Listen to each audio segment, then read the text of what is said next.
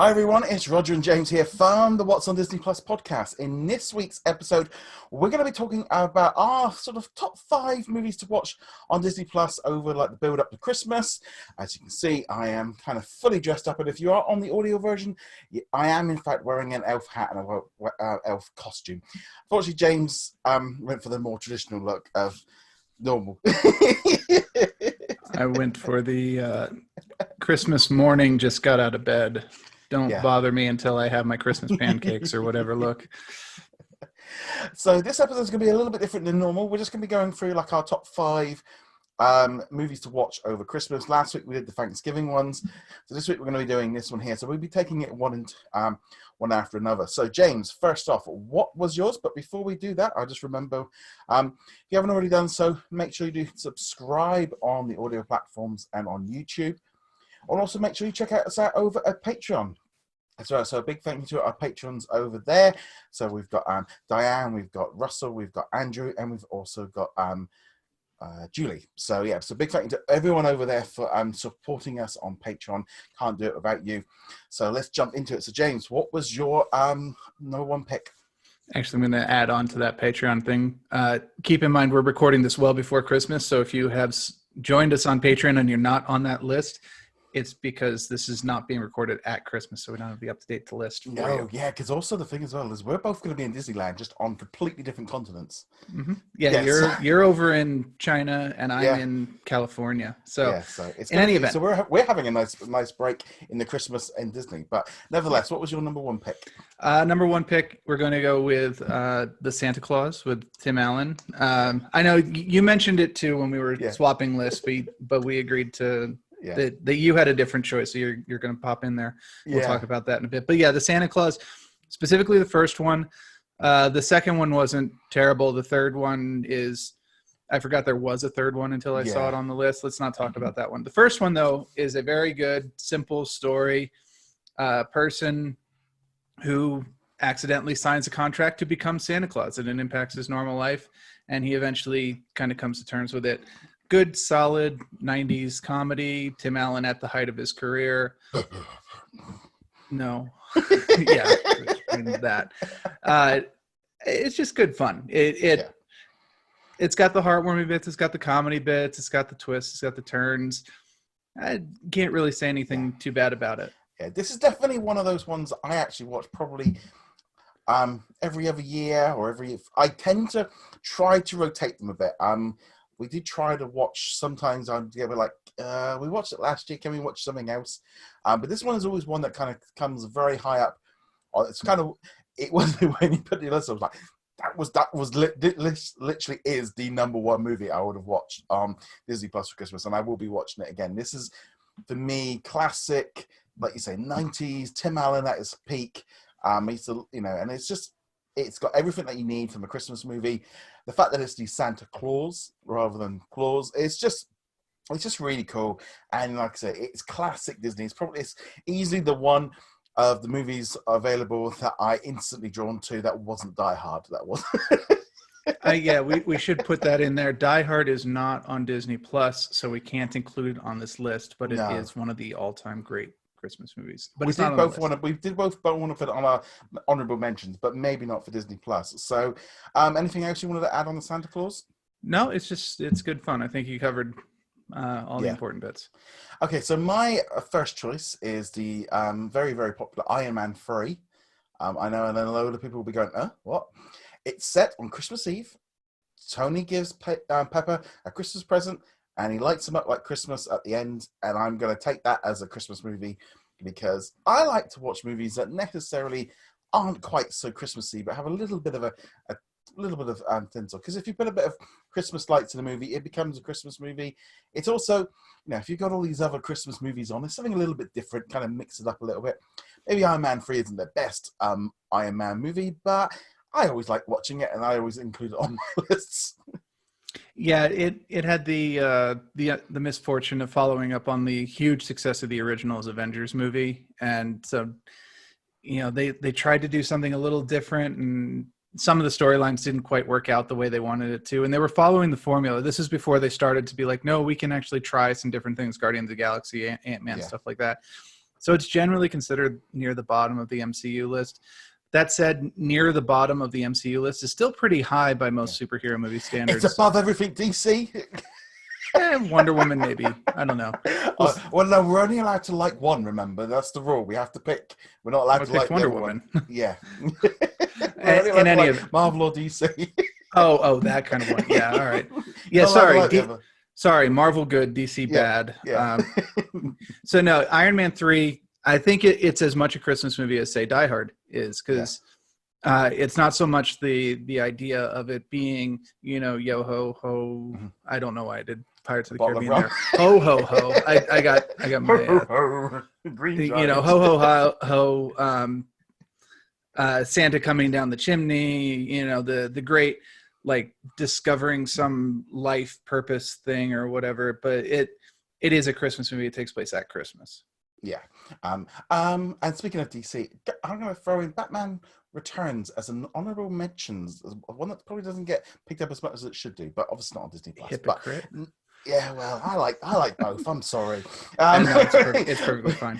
There's a picture of me at 3 years old with a Spider-Man and a Superman toy. That was the way it ran, and I've stuck with it ever since. So, what was your next choice? I'm going to go with Mickey's Once Upon a Christmas. It's actually an anthology of stories, and there is a sequel, Mickey's Twice Upon a Christmas. Just traditional Christmas stories done with the Mickey Mouse crew. I think there's 3 in the anthology.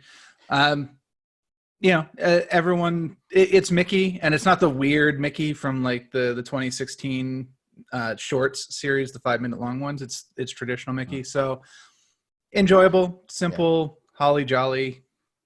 Nothing really wrong with it. I'm going to be totally honest. Never seen it. Well, now's your chance. Now's my chance. It's been on Disney Life and Netflix for years, and it's just been one of those ones that just never quite jumped off the page. But yeah, no, I should probably put it on the list of things to watch, because I'm not going to watch it in December, then I'm not going to watch it for another year. It's not something you're like, oh, it's June and I'm gonna watch Mickey's Once Upon a Minute. Yeah. For me, I'll probably watch Mickey's Twice Upon a Christmas, because I haven't seen that one, so I don't know if it lives up to the original or not. Yeah, that's the thing. There's quite a few kind of different weird things there on Disney Plus that maybe kind of haven't quite seen before. Okay, so I'm going to go on to my next choice. And that is Nightmare Before Christmas. And this one is kind of one of those great ones that kind of bridges Halloween and Christmas. So if you've already watched it for Halloween, then you're set for Christmas. Or if you can watch it in November, you can kind of got a little bit of a bigger window because of it. It's one of those really weird movies. I've watched it a number of times. I like the characters, I like the songs, but it's one of those things I have to watch in bits and pieces. I find it as a whole, it's like great characters, all of it, but it's one of those weird ones for Christmas of like, yeah, it's just, Tim Burton probably just when he was starting to, he was kind of, I think it was one of his big hits, but that kind of the whole stuff in the 90s was really when he was at his peak before all the more recent ones. But yeah, it's always kind of one that I like to watch. I love the music. Jack Skellington is an awesome character. Yeah, Burton probably kind of fell into a niche where everyone expected him to keep doing movies like this and Edward Scissorhands and stuff. And he could Returns. never and Batman Returns. But he could never really keep producing that magic, and he's kind of fallen off in recent years. Every once in a while he gets something. I know Disney has tapped him for a number of movies over the years. I think the Alice in Wonderland movies might have been him. Those were 2 ones. Last week I mentioned with Dumbo. The live action version that's on Disney Plus. So he's done quite a few things, and there's a lot of different ones on there from him. So but this one definitely kind of fills in that kind of Christmas zone, I think, rather well. Oh yeah, I mean, Nightmare Before Christmas, and like you said, it works for both Halloween and Christmas. And honestly, we're recording this right before Halloween, actually, so Halloween's on the mind. There aren't that many. I know it doesn't matter. Don't break the magic. Magic got broke a while ago. Elf. No, there aren't that many Halloween movies. You got Hocus Pocus, you've got Nightmare Before Christmas, and then you kind of have to start reaching after that. I know that on the site, if you go through the archives, there's a top 10 list of Halloween movies that you put together. That's still on the site. It's not getting removed, obviously.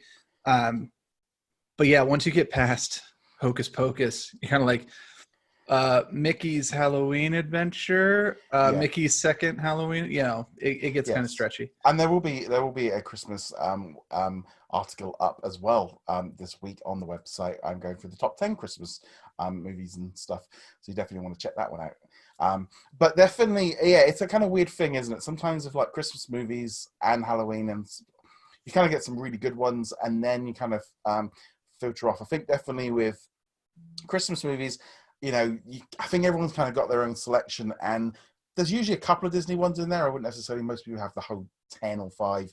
I mean, because when you start throwing things like Elf and Scrooge and Die Hard in there, people will have a different list of Christmas movies. Where's Jingle All the Way? Come on. Oh, yeah. You'll be back. Yeah, Arnold Schwarzenegger at the height of being Arnold Schwarzenegger. Yeah.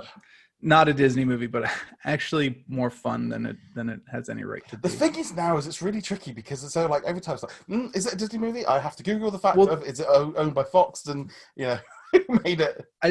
I'm actually surprised it's not on the Disney list because it was a Fox property, but I think they might have just been distributors, not owners. So I don't know. That's not on the list anyway, and that's a bit of a tangent there.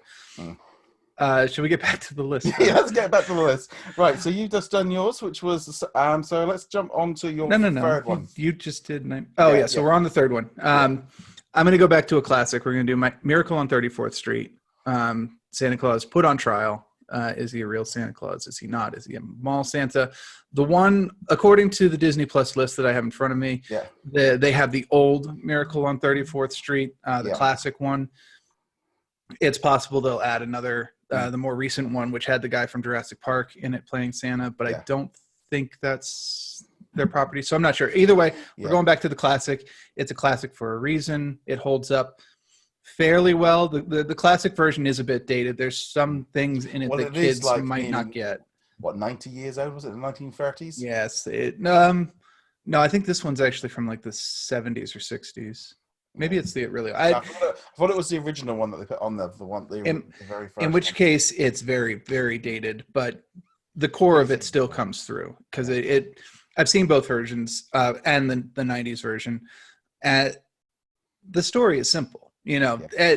Everybody wants the mall Santa to be Santa, and it just kind of plays on that entire. It's just a really fun movie. Yeah, I'm going to be honest. Again, not a movie I have seen. I've not seen any of them. Never really.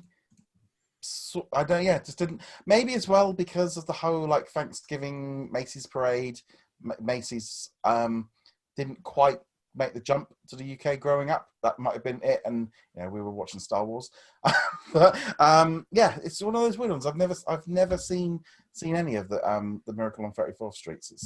I should definitely. But I think if I was going to start with them, I probably would start with the more recent one rather than going back to the original. The originals, they definitely have dated elements to them, particularly if you go all the way back to the 30s. There's things in them that you really would have to explain to a kid why certain things happen in those movies, because it's like they've got no basis of understanding for these things. And in fact, their parents might not either. There are some really old references in the old ones. Yeah, it's funny because we were talking about this the other day because I was saying this to some of the people I work with, are like going, like, I grew up watching black and white shows like The Monsters and Addams Family, and that thing of like those old stuff of like we watched those old shows and stuff, and black and white movies were on TV all the time, because now they're not so much like that. But we did have, they had to fill those 2 channels that they had with something. But yeah, so it's definitely one. If you're into the classics, I really hope that Disney really kind of delve into that Fox library much more than they've kind of announced up till now. I'm expecting a lot more to come in there over the few years ahead, but they've not really mined that very much. The only thing that did get me was they did seem to put their logo on the front of it, which seemed a bit strange, but nevertheless, we're going to leave that one there and move on to our fourth one. My fourth one. No, your third one. My third one? No. Oh, yes. Yeah, I jumped 2. That's why. Olaf's Frozen Adventure. I don't know if you necessarily call it a movie, but it's not quite. It's kind of shortish.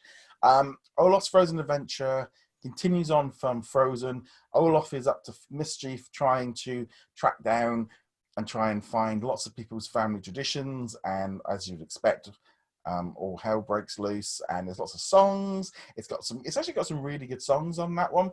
and it's a lot better than Frozen Fever, and obviously it ties in much more with Christmas than the original Frozen one, which I put on last week's Thanksgiving episode.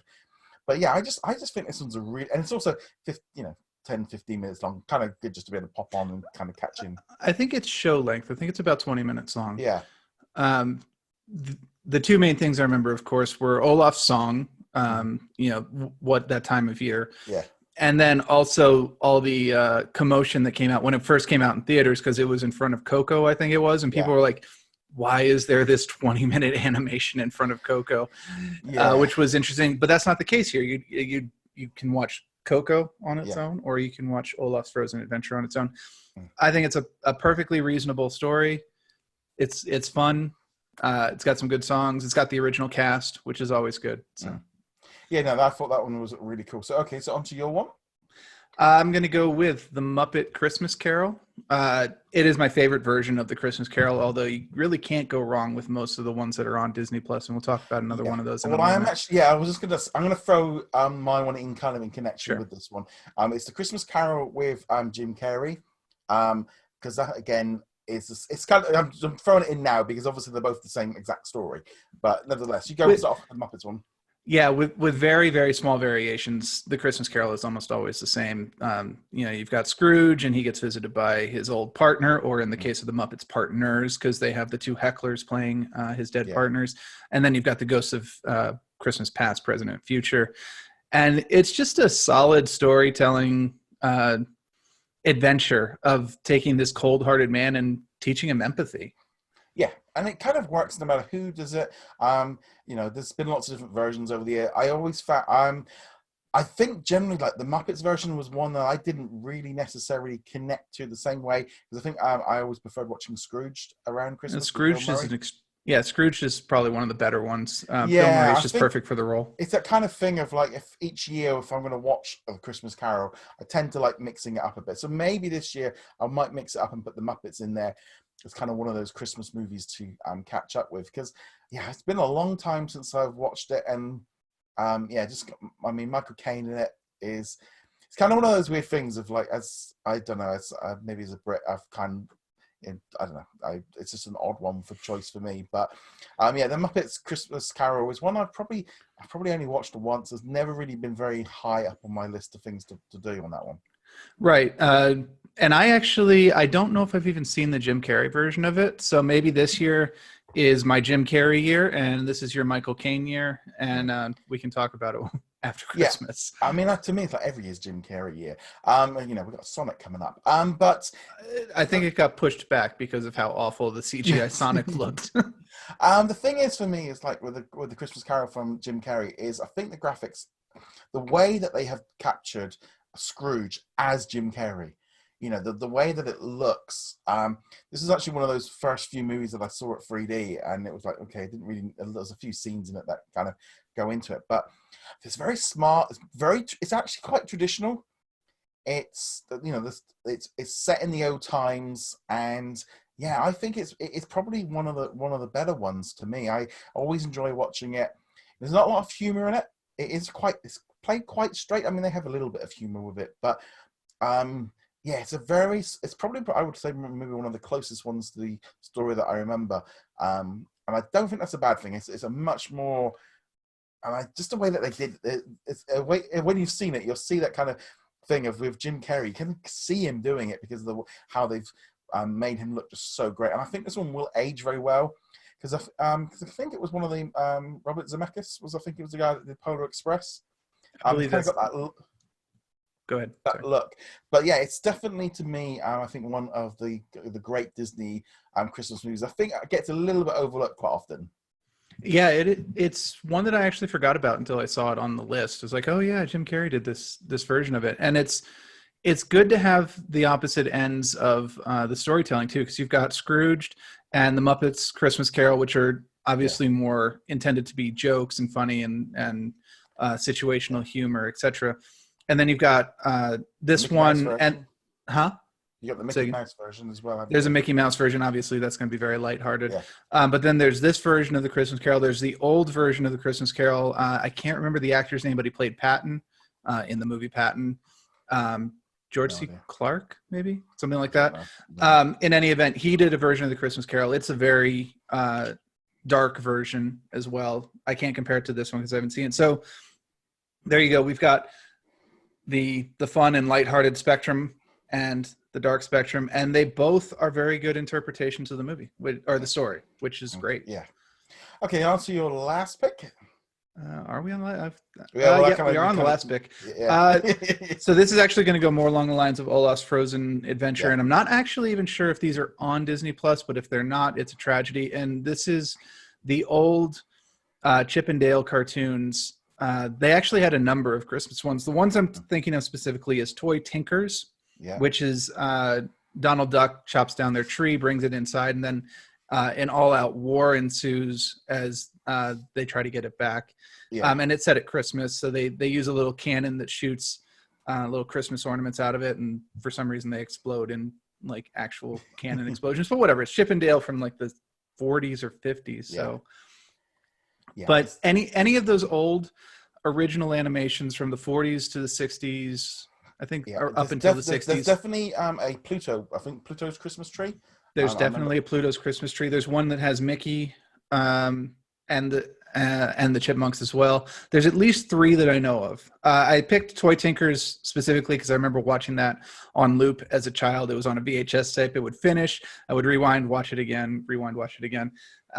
It's probably my favorite of the shorts for the Christmas, but you can't go wrong with any of them. No, honestly. It's funny because you say that on there, but I didn't read it properly, and I was doing an article of the top 50 shorts, and I thought it was I think it was the Toy Soldier or Toy. It was there was one from Pixar from like the 1980s that I was thinking, and I was like going, it was kind of like a pre-Toy Story, and it was like no, that's a completely different one.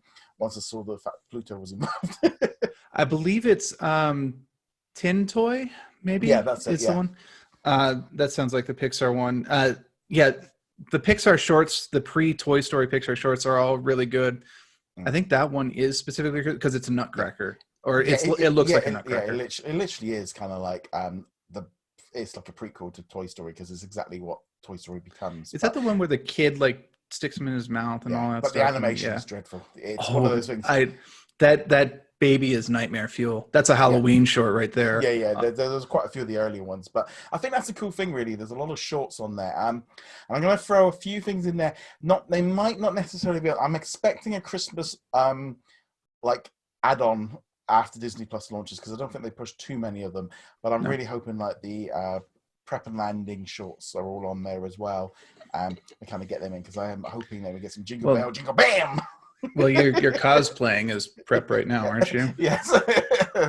So it's I'm hoping those are on there. But for my final pick, now this one is going to be a little bit different. First off, caveat: this one is not available in the US, and we don't yet know about Canada and Australia and New Zealand. But nevertheless, it's not available in the US Disney Plus. I have to stress that one again. It is on the Netherlands version, which is the version I've been using, Disney Plus. So it is on Disney Plus for me here in Europe, but it's not going to be on Disney Plus for at least over a year in the US. So by next Christmas, it could very easily be on there. The reason that is the Nutcracker and the Four Realms, which set around Christmas time. It's got a number of fantastic scenes. So if you do want to watch it, you'll find it on Netflix. So Americans, don't worry, you'll be able to have access to this one. And I do not sleep on this movie.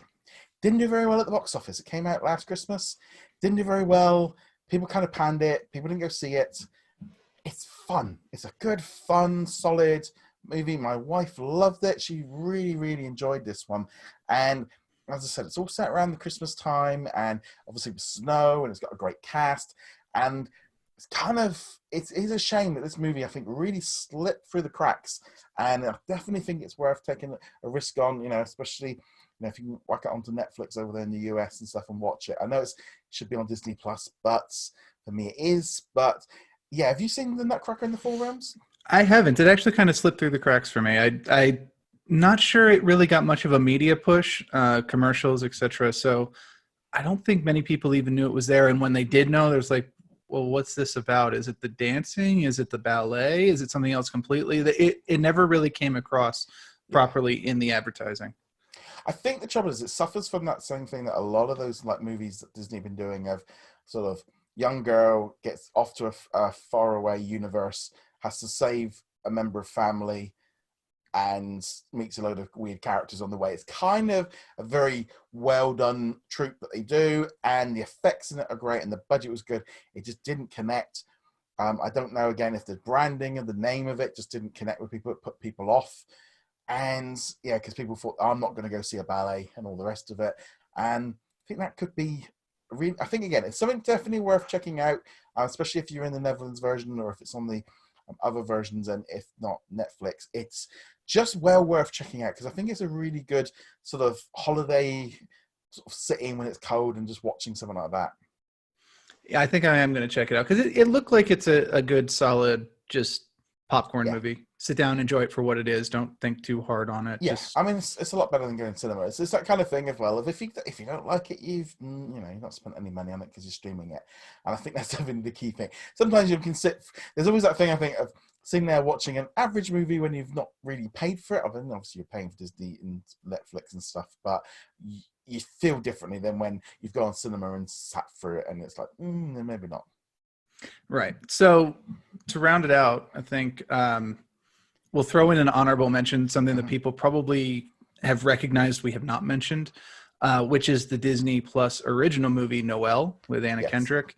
And the reason we haven't mentioned it is, as I spoiled earlier, we are shooting this before Disney Plus launches. It's not in the Netherlands trial. Yes. So we don't know if it's good or not yet. Yeah, it's definitely one to watch. I think you should definitely watch it, because it's on Disney Plus. It's original. It's one of those things of with our vacation, it's kind of lined up like 2 weeks after Disney Plus, and we knew we were going to be really busy, so we had to be a little bit more selective in what we did. But Noelle is definitely one. The trailer looks great. I'm really excited about this. I like Anna Kendrick, so it's definitely one that should be good. They've also got Togo, which is coming up in a few days' time, coming out the second Friday of December. That is also, I think, you get, there's just that thing, isn't it? If it's a Christmas movie, you put snow in it and it's set. So that one's going to be with William Dafoe. I think those two are kind of going to be the big pushes for Disney Plus. It's not coincidence that they put that one on there the same time. There's basically the first day of the second month subscription. Just, not at all coincidence. But yeah, I think those two movies should definitely be on your list in December. To just check out, because you're paying for Disney Plus, you want to enjoy those originals. Had Disney Plus not been around, they would have still probably been released at cinemas. I definitely feel they still would have been made. They would have at least been on the Disney Channel. I think Anna Kendrick and William, I think they're probably a little bit, budgets are higher than them. Yeah, you'd be surprised sometimes. Anna Kendrick, I could see that. Noelle probably would have made it to theaters. Togo, I don't know. Well, I haven't even seen a trailer for Togo, honestly, so we don't know what the production quality level of that one is. But we'll see. The trailer for Noelle definitely makes it look like it's an offspring of the Will Ferrell movie. Will Ferrell? Yeah. No, the other. Yeah. Elf. I was mixing up my Ferrells for a second. Getting mixed with your elves today. Yeah, I was. The movie Elf. The trailer for Noelle reminded me a lot of Elf. So if you liked that movie, I suspect strongly you will like Noelle. Yes, actually, we just watched on Netflix the other day. We watched Daddy 2 or something like that with Mark Wahlberg and Will Ferrell, with a Christmas movie. So we've already started on the Christmas movie. So I'm already in the spirits, as you can see. But yeah, it's just one of those things. There's so many different Christmas movies. There's so much stuff to sit down and watch. Now, obviously, you can sit down and watch any Christmas movie. There's that thing as well of family traditions, family movies and stuff as well. And you might want to check something else out. But for particular Christmas movies, there's quite a lot of different bits and pieces on Disney Plus, so you're definitely going to want to check them out. But if you've got any suggestions for us for watching over the Christmas period, let us know in the comments below. Go check us out over at whatsondisneyplus.com, and we shall see you next week with another episode. Laters. Later. Merry Christmas. Ho, ho, ho. Ho, ho, ho. Yo, ho, ho. Yo, ho. On that note, get some cookies and milk, and we shall see you guys soon. Laters.